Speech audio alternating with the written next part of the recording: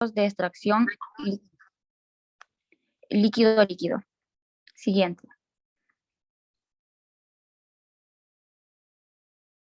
Como primer tema tenemos los procesos de extracción líquido-líquido en una sola etapa. Ahora, ¿qué es el proceso de extracción líquido-líquido? Este también es conocido como la extracción con solventes o disolventes. Es un proceso químico empleado para separar una mezcla de compuestos, aprovechando que estos compuestos son de diferente solubilidad. Entre estos líquidos pueden ser miscibles, parcialmente miscibles o inmiscibles. Ahora, para separar uno o más líquidos de estos componentes de esta mezcla o de una mezcla, esta se pone en contacto con otra fase. Dichas fases pueden ser gas líquido, vapor líquido, líquido líquido o líquido sólido. En nuestro caso vamos a utilizar siempre el líquido líquido. Por ejemplo, en la destilación, el líquido se vaporiza parcialmente. Esto crea, lo que se hace es que se crea otra fase en la que es un vapor. Ahora, en la separación de componentes siempre va a depender de las presiones de vapor que son realizadas o son relativas a cada sustancia. Por ejemplo, en la fase de vapor y en la fase líquida, tienen una gran semejanza. Siguiente, por favor.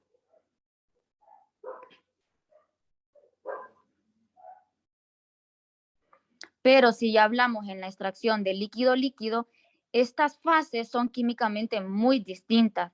Esto lo que hace es que conlleva una separación de los componentes, siempre de acuerdo con las propiedades físicas y químicas. Por ejemplo, tenemos el ácido acético, que este se separa del agua por destilación o también puede ser por extracción de disolventes. Esto usando un disolvente orgánico. Después de esta operación, esto lo que hace es que el producto resultante es un disolvente orgánico. Siempre disolvente orgánico, ácido acético, y es porque se destila.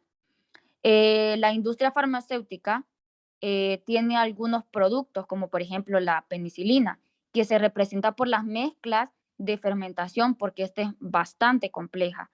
Y entonces es ahí donde se utiliza la extracción de líquido, que esto lo que hace es que separa la penicilina. En muchas separaciones, los metales se llevan a cabo comercialmente por la extracción de soluciones acuosas, como por ejemplo cobre-hierro, uranio vanadio, entre otras. Siguiente.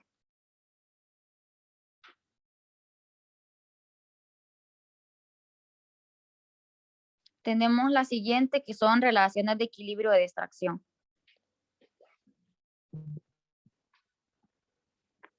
Tenemos la primera, que son las reglas de fases. Este es un sistema líquido que contiene tres componentes, que es la componente A, la componente B y la componente C. Además, esta tiene dos fases, que son en equilibrio, los grados de libertad,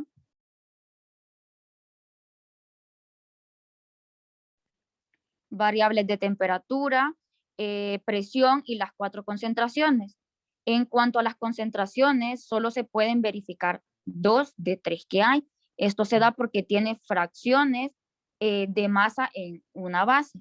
Ahora, para representar la tercera, esta es completa y se da por fracciones de masa. Por ejemplo, este tiene que ser un valor 1 y es por una fórmula que es x sub a más x sub b más x sub c, que esto tiene que dar un resultado 1. Ahora, esto se va a explicar en la siguiente diapositiva. Cuando se fija la presión y la temperatura, en este caso, siempre el equilibrio de un sistema queda fijo porque se establece una concentración en cualquier fase. Siguiente. Tenemos las coordenadas triangulares de datos de equilibrio. Como dije anteriormente, aquí se representa todo lo que dije allá. Entonces, las coordenadas triangulares son equiláteras porque tienen la misma medida. Se usan con mucha frecuencia para representar datos de equilibrio en un sistema que contiene tres componentes, puesto que esta se representa siempre porque tiene tres puntos, A, B y C. Este punto se representa, por ejemplo, tenemos el punto M que está en el centro, que representa la mezcla de A, B y C. siempre hay una distancia perpendicular de este punto, que es el punto AB. Este punto AB representa la fricción de la masa del punto B y así respectivamente. Ahora, esto siempre se hace con la fórmula anterior, que es X sub A, que sería 0.40, más X sub B, que sería 0.20, y X sub C, que sería 0.40. Al sumar cada una de estas componentes nos tiene que dar 1. Siguiente.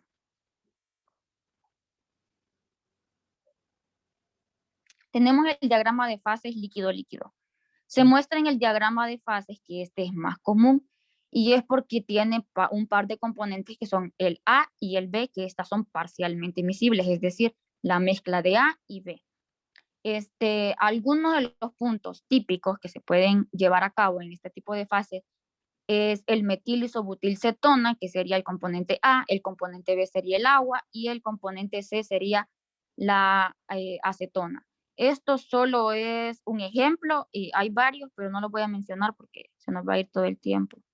Ahora, con respecto al líquido C, se dice que se disuelve por completo en el AB, pero si nos ponemos a ver, el líquido A es muy poco soluble en el líquido B, al igual que el líquido B es muy poco soluble en el líquido A.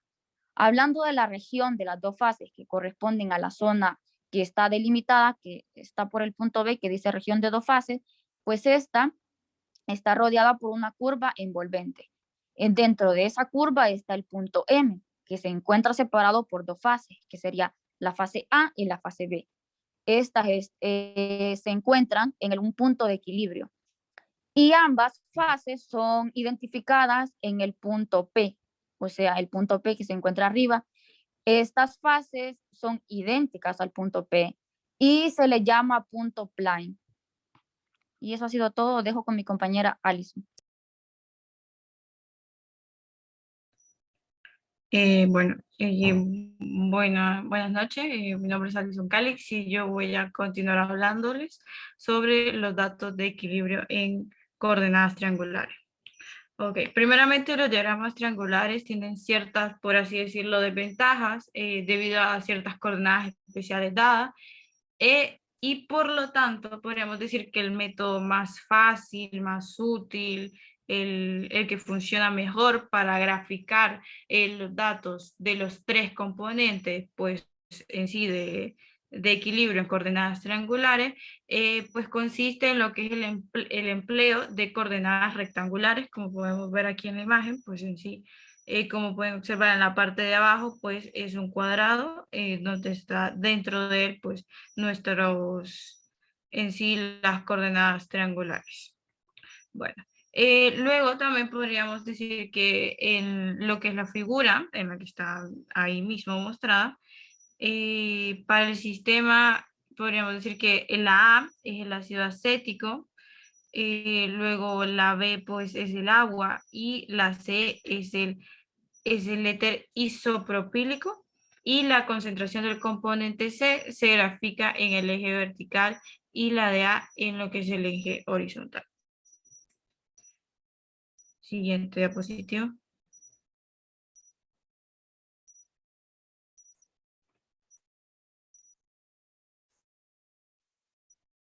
Gaby. Ahí está. Ok, diagrama de fases donde los pares de disolvente BC y AC son parcialmente miscibles. Bueno, en sí este es otro diagrama de fase que pues es bastante, por así decirlo, común, es uno de los más comunes, al igual que el anterior que le mostró anteriormente, el cual posee una región de una fase, una línea de unión y una región de dos fases y una región de una fase. ¿Y qué, qué nos indica lo que es una línea de unión? Pues una línea de unión nos indica lo que son las concentraciones de composición de los fluidos que están siendo mezclados. Algunos ejemplos de este sistema son el estireno, el etilbenceno, el dietilenglicol, el sistema clorobenceno, el metiletilcetona y el agua. Siguiente. Bueno, luego venimos con lo que es la extracción en líquido en una sola etapa. Siguiente. Bueno, ahora seguimos con lo que es la deducción de la regla del brazo de palanca para edición gráfica. Pues bueno, en este diagrama se deducirá para su uso en las gráficas rectangulares de diagrama de fase para la extracción, pues que lo que es el LKG y el BKG que contienen los componentes A, B y C, como podemos observar aquí en la gráfica, pues estos dos se sumarían para realizar lo que es este diagrama y pues así obtener la corriente de mezcla resultante del MKG de masa total si se escribe un balance total de la masa y un balance con respecto a, que como podemos observar la suma sería el B más L igual a M. Siguiente, por favor.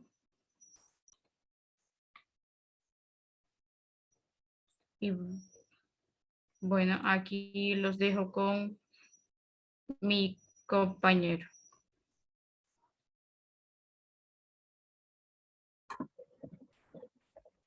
Buenas noches, doctora, compañeros. Espero todos estén bien. Vamos a hablar un poco sobre la extracción del equilibrio de una sola etapa. Se considera una mezcla por A o B por medio del disolvente C, una sola etapa en equilibrio. Este proceso se muestra en la figura donde estamos enfocados a la siguiente, donde se puede ver. Bueno, se entra con las corrientes de vapor B2 y las corrientes se mezclan al alcance del equilibrio y las corrientes de salida, L y B, y salen de los procesos entre el equilibrio entre sí. Podemos pasar a la siguiente diapositiva. Ok, aquí en sí vamos a explicar lo que son los tipos de equipo y diseño para la extracción líquido-líquido. Pues quiero compartir un poquito sobre la definición de la extracción de líquido-líquido.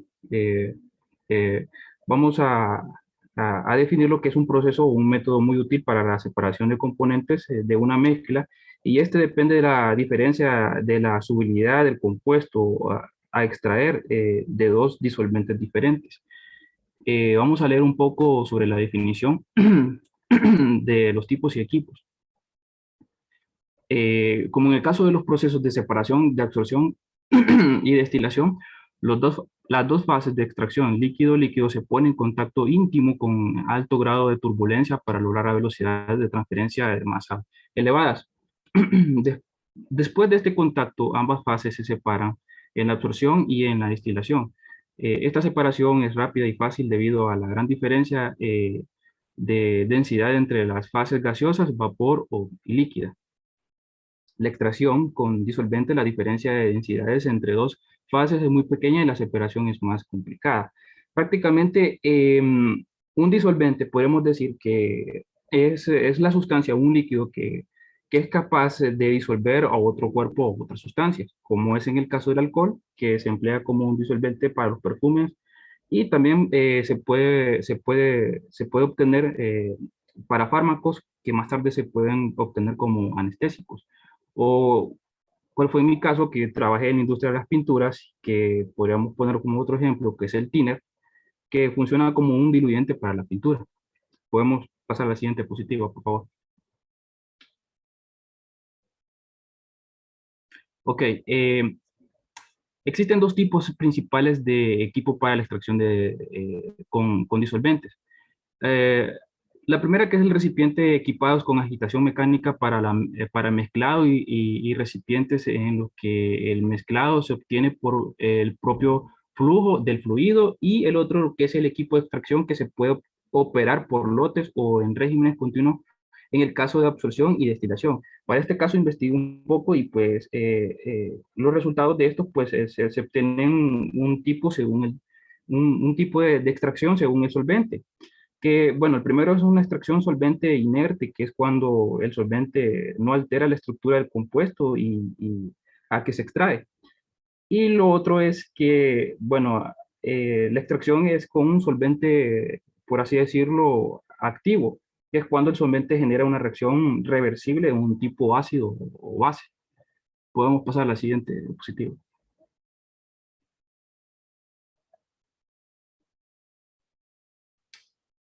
Vamos a hablar sobre los equipos. Siguiente diapositiva.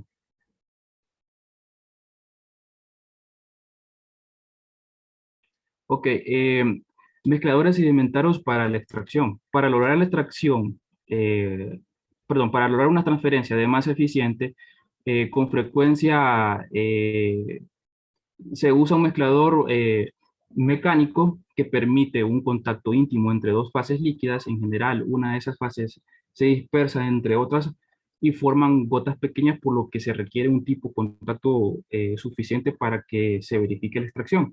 Las gotas pequeñas producen un área de interferenciales grandes y una extracción más rápida. Sin embargo, las gotas no deben ser tan pequeñas como para que el tiempo de cimentación subsiguiente sea demasiado larga. La eficiencia típica de esta etapa para el mezclado de cimentación son del 75 al 100%. Pues abajo se puede notar un diagrama donde se indica lo que es el inciso A. eh, Se da lo que es el mezclador sedimentario por separado. Investigué un poco sobre las características sobre este mezclador y dice que tiene un amplio rango de funcionamiento, tiene bombas y rotores de agitados para zonas, es fácil para adaptarse y tiene un sistema altamente resistente a la corrosión.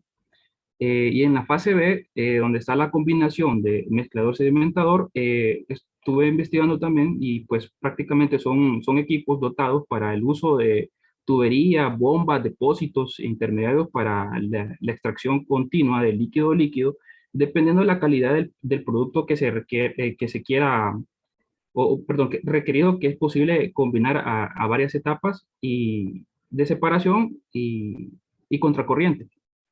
Podemos pasar a la siguiente diapositiva.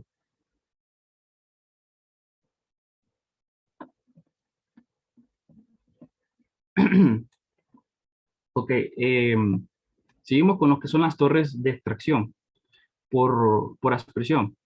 Eh, los contadores empacados con torres de aspersión permiten un contacto diferencial en donde el mezclado y la sedimentación proceden simultáneamente de manera continua. Las torres son, eh, perdón, las torres de platos o torres de contacto son mezclados y sedimentados por la extracción, y la sedimentación procede de etapas discretas. El líquido pesado entra por la parte superficial de la torre de aspersión, llena la torre con fase continua y sale de la superficie inferior. El líquido ligero entra en la distribución de la boquilla por la parte inferior, el cual la dispersión efectúa la expresión de las gotas en forma ascendente. El líquido ligero se aglutina en la parte superior y fluye hacia arriba. Prácticamente, pues, podemos decir que las torres de extracción se utilizan para las soluciones diluidas y en las mezclas totalmente inmersas, y se usan coherentemente en fases globales. Eh, estas columnas son más altas, son simples y sencillas, y, y presentan una baja eficiencia debido a que debido a la escasa mezcla, y como consecuencia su uso es reducido por la industria. Eh, no, sigo todavía con las torres.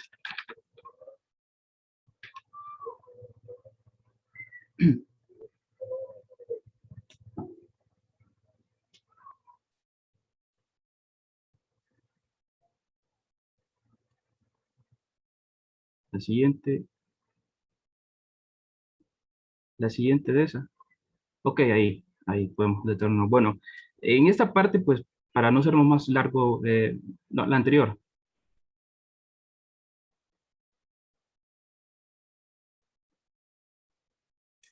Bueno, en esta parte vamos a hablar lo que son sobre las torres de extracción por expresión. Pues prácticamente las torres de expresión tienen una dispersión axial muy grande, retromezclado en la fase continua, por lo tanto suelen haberse una o dos etapas en las torres. Pues prácticamente cuando hablamos sobre dispersión axial consiste en un modelo ideal de flujo de pistón que permite la permanencia relativa de un eje. Y en lo retromezclado, pues es un simulador dinámico de reactivos con los tanques agitados que operan como complemento. Y pues prácticamente en la tabla podemos ver lo que son mediciones o alturas o etapas de equilibrio que hay en los diferentes tipos de torres. No lo vamos a leer todo porque igual se nos puede ir el tiempo, solo voy a mencionar lo que son las principales, que son las torres de aspersión, las torres empacadas, las torres empacadas con extracto y las torres de platos tamizados. Y bueno, esto ha sido todo mi parte y ahora los dejo con mi compañera.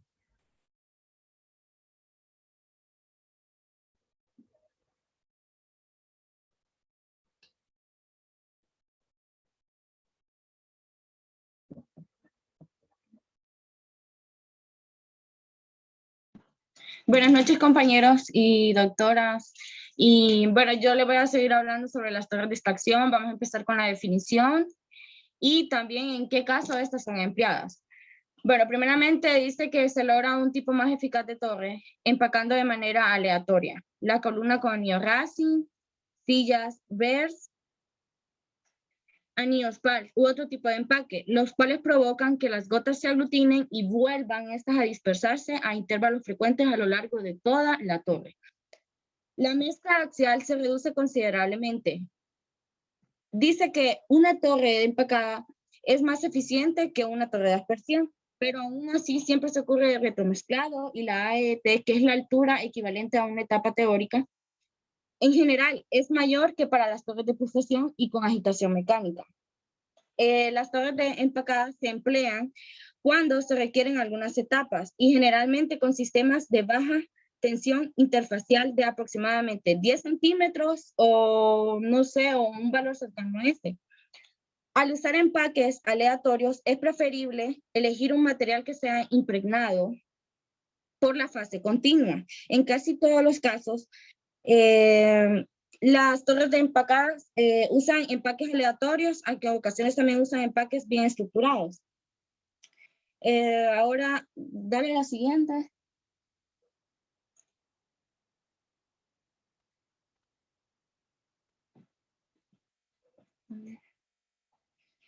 Dice, torres de extracción de placas perforadas de platos tamizados. Estas son casi parecidas a lo que les estoy explicando anteriormente, pero obviamente tienen sus diferencias. Dice aquí que las placas perforadas o platos de tamizado también se emplean para la dispersión de gotas de líquido y el aglutinamiento, que es lo mismo que ocurre anteriormente, o coalescencia sobre cada plato, como se muestra en la figura 12.6. Mírame, esta figura va a aparecer después de lo que estoy hablando. Dale, la voy a enseñar para que se las enseñe a la siguiente diapositiva. Y luego retroceder. Porque no aparece ahí. Bueno, dice que este procedimiento es similar al de los platos perforados para destilación y absorción. El flujo descendente arrastra la fase líquida y continúa más pesada de un plato al siguiente. La fase dispersa ligera se coalesce por debajo del plato y esta es expulsada hacia el plato superior para después aglomerarse en el plato superior a este. No se emplean vertederos en exceso. El flujo descendente, las perforaciones del plato miden de 0.34 a 0.64 centímetros de diámetro y el porcentaje de área abierta del plato representa entre 15 al 25% de área de sección transversal de la columna. Se emplea un espaciamiento entre platos de 10 a 24 centímetros. Dale a la siguiente.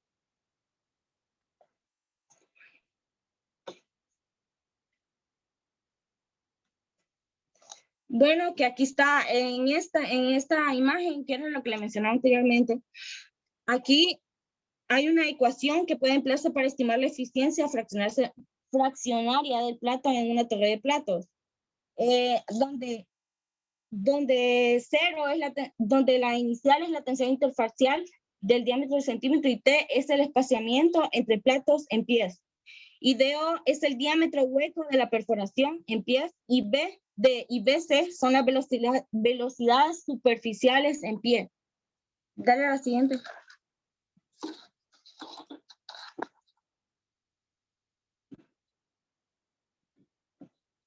Torres empacadas con pulsación y torres con platos tamizados.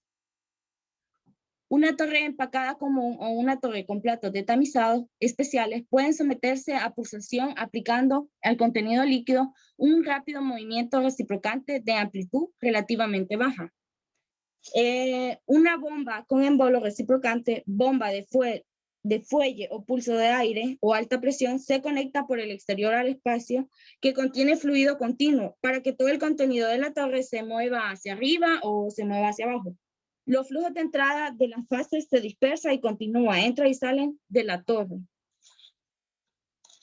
Y por último, vamos a hablar sobre las torres empacadas con pulsación. Las torres empacadas con pulsación reducen la altura equivalente a una etapa teórica de manera considerable, aproximadamente el factor 2. La pulsación también es útil para manejar líquidos con alta tensión interfacial, hasta de 30 hasta 40 diámetros de centímetro. Los valores típicos para la altura equivalente a una etapa teórica son de 0.15 a 0.3. Como la pulsación es uniforme a lo largo de la sección transversal, se puede aumentar el tamaño de la torre usando el mismo valor de las velocidades que le hablaba anteriormente. Y bueno, esto ha sido todo de mi parte. Lo dejo con mi compañero Camilo.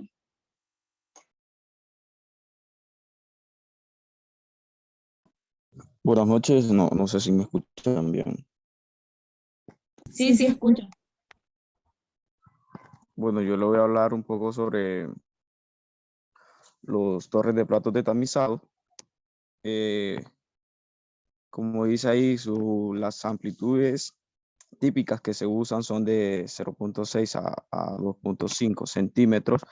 Pero antes de esto, les voy a decir que estas torres de extracción de placas perforadas o tamizado, las placas perforadas o platos de tamizado también se emplean para la dispersión de gotas de líquido y el aglutinamiento sobre el plato. El procedimiento es similar al de los platos perforados que se describen en la figura que creo que presentó Nicole anteriormente. Para la destilación y absorción, el flujo descendente arrastra la fase líquida continua más pesada de un plato al siguiente. La fase dispersa ligera por debajo del plato, la fase dispersa ligera se colapsa por la parte de abajo del plato y se expulsa en un chorro hacia el plato superior para después aglomerarse en el plato superior a este. No emplean verdaderamente exceso en el flujo descendente. Como pueden ver en la diapositiva, dice que las amplitudes típicas que se usan es de 0.6 a 2.5 centímetros y la frecuencia de 100 a 250 ciclos sobre minutos. El tamaño típico de hoyo es de 0.32 centímetros de diámetro con 20 a 25% de espacio libre sobre el plato y espaciamiento de 5.1 centímetros entre platos.